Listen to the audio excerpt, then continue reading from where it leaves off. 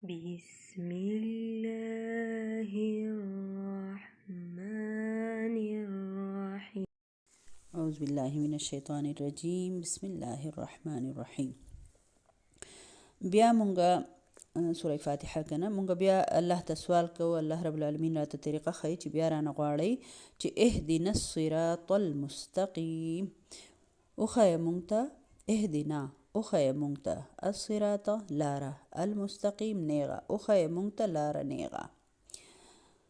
مونږ د الله نه سوال کوو چې کله مونږ الله ته وایو الله مونږ ته لاره نیغه وښیه، نو بیا لږ وضاحت الله رب العالمین مونږ ته ښایي، زموږ ذهن سوچ ټیک کوي چې صراط مستقیم کومه یوه ده، کومه نیغه لاره ده. نو مونږ وایو صراط الذین، لار د هغه کسانو، انعمته چې انعام کړی دی تا، علیهم په هغوی باندې، غیر المغضوب چې نه دی غضب کړی شوی، علیهم په هغوی باندې، ولا الضالین او نه بیلاری شوي دي، چې نه دی غضب کړی شوی په هغوی باندې. اوس الله رب العالمین مونږ ته د هغه خلکو لار چې تا انعام کړی دی په هغوی باندې، مونږ چې کله الله ته دا درخواست کوو چې یا الله مونږ ته نیغه لاره وښیه، الله پاک بنده ته دا خبره ښایي چې زما نه د نیغې لارې غوښتنه کوه. الله دې موږ ټول په نیغه لار روان کړي. دا ډېر ښکلی آیت دی، اهدنا الصراط المستقیم، یا الله موږ په نیغه لار روان کا. نو موږ الله ته دا وایو چې زموږ ربه موږ په دې پوهه که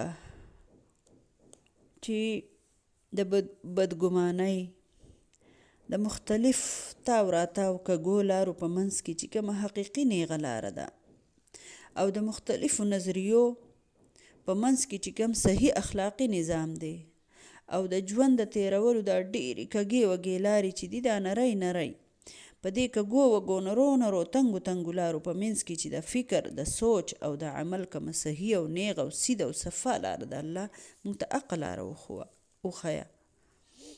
او بیا موږ وایو ای ربه هغه خلک چې تا انعام کړی دی موږ د حق خلکو په لار باندې، موږ د حق خلکو سره شامل که، د حق خلکو لار. نو د انعام نه مراد حقیقي انعام دی. دا انعام نه چې په دنیا کې څوک مالدار دی جو هغه مالدار انعام پې شوی دی، یا د دنیا کې د چا ډېر شی زامن دی او یا بنګلې دي، نه نه نه، حقیقي انعام یادو چې د الله رضا ورته حاصلی، عارضي انعامات نه. فرعون هم ډېر غټ باچا و، نمرود او قارون هم ډېر غټ غټ سرداران و، ډېر مال او بنګلې او جایدادونه یو، خو الله دې امان وکړي، بدکار او ګمراه و. نو مونږ د الله نه نیغه لاره غواړو، الله چې په چا باندې انعام شوی د حق خلکو لار راته وښیه. نو انعام اغستونکي خلک په چا چې انعام شوی دی هغه څوک دي؟ هغه انبیا دي، هغه صدیقین دي، هغه شهدا دي، هغه صالحین دي، یعنی ټول پیغمبران، څومره چې پیغمبران دي هغه ټول الله په انعام کړی، نیغه لاره یې ورته ښودلې وه. څومره چې شهیدان دي د الله په لار کې هغو ته هم نیغه لاره سیده شوه، د الله د انعام مستحق شول. او صدیقین رښتینی خلک چې په ژبې سره یوازې رښتیا نه وایي، په عمل سره هم په قرآن و حدیث عمل کړی او رښتینی خلک دغې ته صدیق وایي.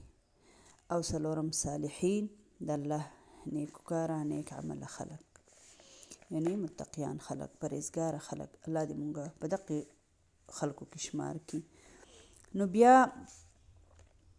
مونږ وایو غیر المغضوب علیهم، نه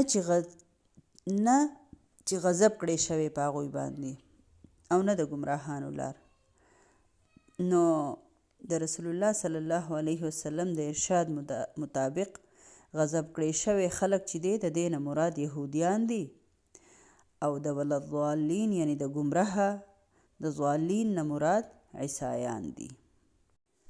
نو دغه خلکو ته هم پیغمبران راغلي او تورات او انجیل هم په پیغمبرانو نازل شوی، خدای بنده سوي په عمل ونه کو او د خپل خود ساخته دین ځان له جوړ کو او ځان له یهودیت او عیسایت جوړ کو.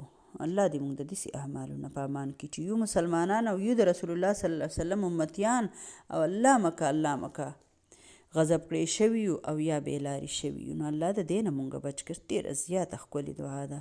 او بیا آمین، نبي صلی الله علیه وسلم به هم په دې باندې بیا آمین مطلب دا دی، دا به یې ویل چې آمین یا الله دا دعا زموږ قبوله کړه. سیدنا حضرت ابو هریره رضی الله تعالی عنه فرمایي رسول الله صلی الله علیه وسلم فرمایل چې کله ولضالین ووایئ نو تاسو آمین وایئ. چا چې آمین ووایي او د فرشتو آمین سره د دوی آمین یو ځای شو نو الله پاک به د ګناهونه معاف کړي. دا د بخاري شریف حدیث دی.